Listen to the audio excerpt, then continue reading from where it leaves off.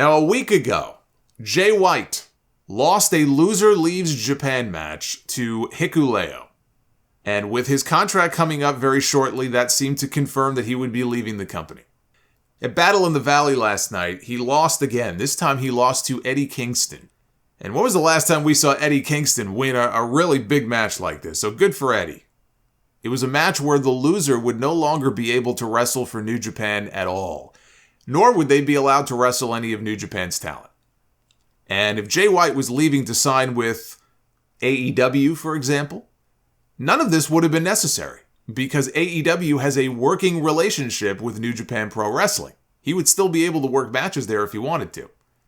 So it was very telling that these were the stipulations they chose as far as, I think, where he could potentially be headed. So the signs, if you read between the lines here, the signs are pointing very strongly towards him signing with WWE. He expressed no interest in going there years ago, but that was then. This is now. He's not old, but he's older than he was then. He's a much better performer, a much more well-rounded performer, bigger star than he was back then. And if this was WWE under Vince McMahon, under his creative, I would say that it would be a terrible place for him to go. I don't think Vince McMahon would get Jay White. But under Triple H, I think he could do well. I think he'll have a better chance to succeed and get over than he would have even a year ago.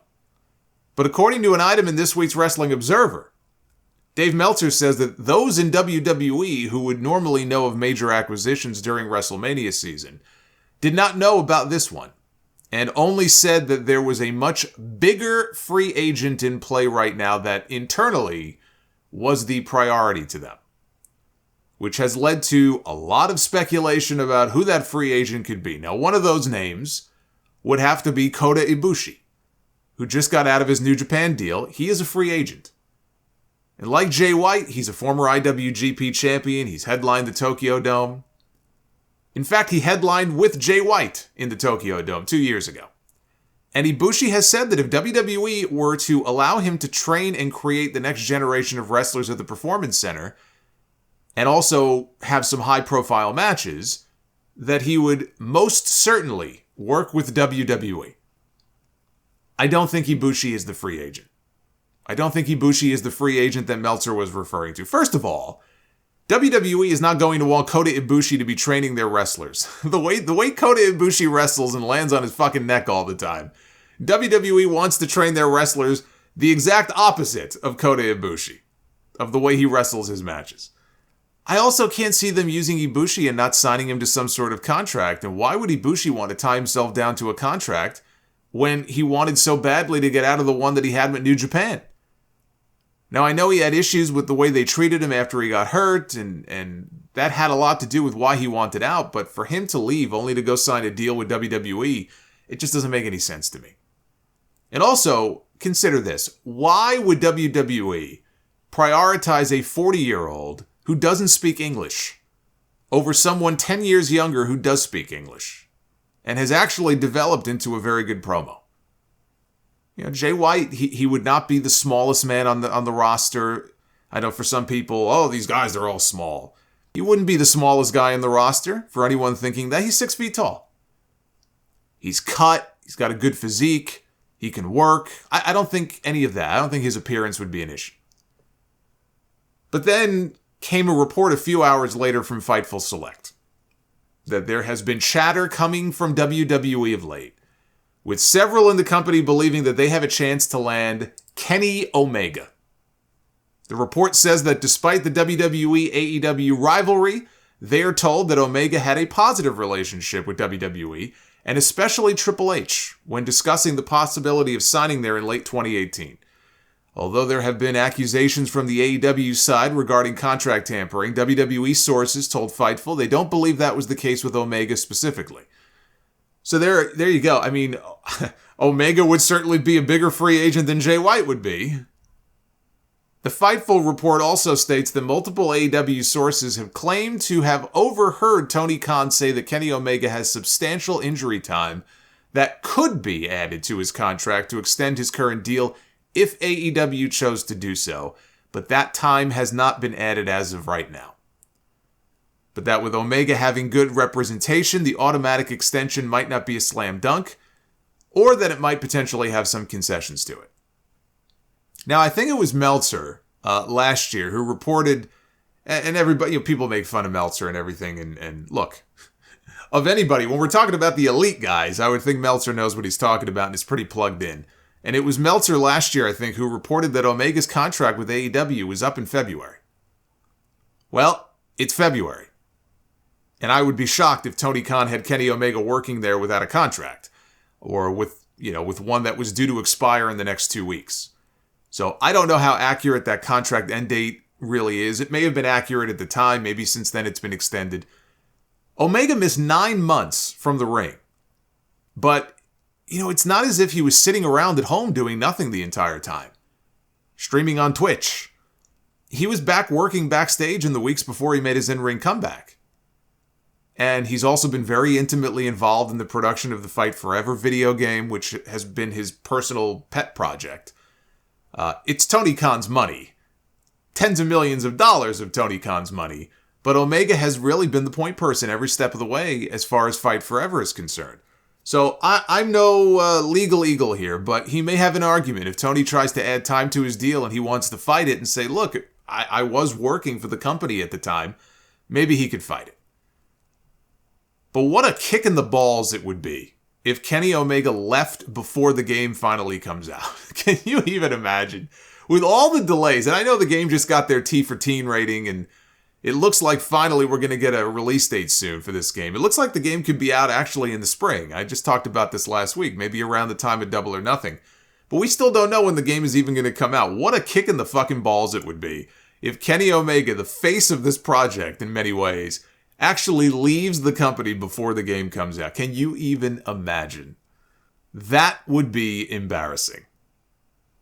But he's already in the game, so he would still get his residuals from me. You're not going to take him out of the game at this point. This is huge. If Omega's contract is up soon, this is huge. He's only a year younger than Ibushi. And he's got a lot more miles on his body than Jay White does. But Kenny Omega is still one of the best in the world. Calls himself the best bout machine. It's a weird thing when I watch Omega in AEW. It's not that he has bad matches in AEW, but the Omega we see in AEW and doing the elite stuff is very different than the Kenny Omega, for example, that we saw last month at the Tokyo Dome against Will Ospreay. That's the Kenny Omega that I think WWE wants. That's the Kenny Omega that became the best bout machine. That's the Kenny Omega that I think can make any company a lot of money and brings the greatest value. It's what he can bring in the ring. He's still one of the best in the world. AEW was literally named after him and the Young Bucks. Elite is in the name of the company. 40 years old and all beat up, the reality is, if Kenny Omega has any aspirations of ever going to WWE, this feels like one of those now or never situations. And this is one of the reasons that I said at the time, last year, when WWE signed Cody Rhodes, why that was such a big deal. One of the reasons why that was such a big deal. Yes, Cody was an EVP, and WWE signing away one of the founding fathers of AEW was very embarrassing for Tony Khan. Losing Kenny Omega would be every bit as embarrassing, if not more. And it would hurt. It would hurt a lot. But I said last year when Cody left, if he had gone to WWE and they treated him like a second-class citizen, if they relegated him back to the mid-card, that would not have sent a great message to the rest of the AEW roster about the fate that awaits them in WWE. But I said if they bring back Cody and they shoot him to the moon, and they give him the big push, that shows everybody else that it is safe. It's safe to kind of dip your toe in the water. It's safe to come on over. Triple H taking over creative in the summer only made it more likely that people in AEW who, otherwise may not have considered WWE as an option now, all of a sudden they might feel differently. And look at the year that Cody has had. He got to keep his entire AEW entrance. He beat Seth Rollins, one of their big stars, in 3 straight pay-per-view matches. He got hurt, but then he came back, and what had happened when he came back? He won the Royal Rumble. And now he is about to headline his first WrestleMania against Roman Reigns for the championship. Not only did WWE gain a new main event star, more than that, look at what his signing probably means for the future names that they may be able to sign. I don't know how much, if any, communication Cody still has with Kenny Omega since he left. I know Cody has a lot of friends who still work there, people like MJF and Ricky Starks that he still talks to. Ricky Starks was caught on camera coming into the Alamo Dome with Cody at the Royal Rumble. But having a guy like Cody who can tell these people, hey guys, it's pretty cool over here. Don't be afraid. That's a pretty big chip in their favor when these contracts come due. Nobody expected Cody to leave when he did and go back to WWE. And that's what happened. So you can never say never on Omega leaving to go to WWE. I'll point to something else too that nobody else is talking about. In 2017, Omega told Dave Meltzer and Brian Alvarez the main reason he would ever want to go to WWE is to have a match with AJ Styles at WrestleMania.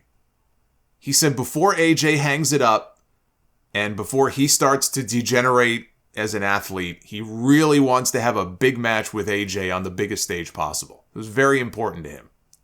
He called it a career goal of his. That was 6 years ago. AJ Styles is 45. Kenny Omega is sniffing 40. If that's still a career goal of his, then we need to take this news very seriously. Omega and Styles, that would be a huge match in WWE. Omega and Seth Rollins. Omega and Roman Reigns. Omega and Cody Rhodes. Omega and Gunther. The list of opponents is very long. He's friendly with the New Day. Maybe he'd like to work with those guys, right? There's any number of possibilities for Kenny Omega in WWE. Then there's the question, though, of New Japan. If he goes to WWE, he's not going to be able to wrestle in New Japan. How important is that to him? It must be pretty important since he supposedly has a clause in his contract that allows him to wrestle there so long as it doesn't conflict with his AEW commitments. Would Triple H and Nick Khan allow that sort of deal for him in WWE? Because that opens the door then for everybody else who wants a similar provision in their contract. So there are definite pros and cons. If you're Kenny Omega, there are pros and cons to where you want to end up going or going to WWE. But when you get to a certain age, depending on what your goals are in the business, you may have some things on your bucket list that you want to cross off. I don't think Kenny Omega leaving AEW would be a death knell for the company. It would wound them. There's no doubt about it. It would wound them in a big way. It would be a bigger loss for them than Cody was if he left. And if Omega leaves, then you wonder what impact could that have on the Young Bucks and their desire to stay in AEW. If all the members of the Elite leave, hey, maybe that paves the way for a CM Punk return in AEW. He won't have to worry about them anymore if all the EVPs disappear. As Charlotte Flair would say, there's levels to this. There are levels. There are a lot of moving parts to this story. But I don't think it would kill AEW. I know some people say, man, that would be it. That would be the death blow for AEW if they lost Kenny Omega. It would not be the death blow for AEW. They have far too much talent for me to sit here and say that losing one person is going to kill the territory. But Tony Khan has to do everything in his power to keep Kenny Omega. And I'm sure that he will. I'm sure he'll do whatever he feels he has to do.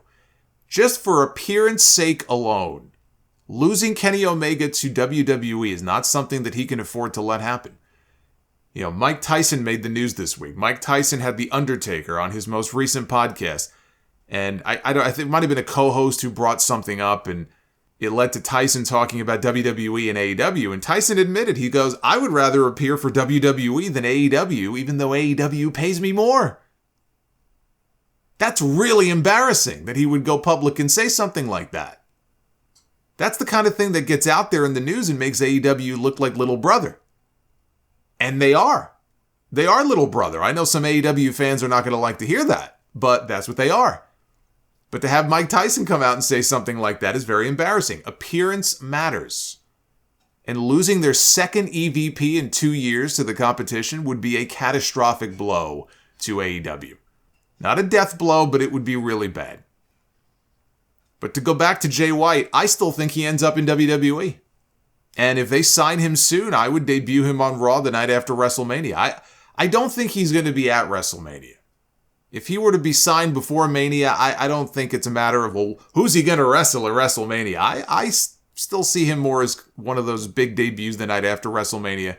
And, with Cody on Raw and his history with Bullet Club and AJ Styles and the Good Brothers on Raw, Finn Balor and the Judgment Day, he would already have, he's got history with so many of these guys. Sending him to NXT first, let's say, instead of sending him directly to Monday Night Raw. And when I say sending him to NXT, I mean this new version of NXT would be a colossal waste.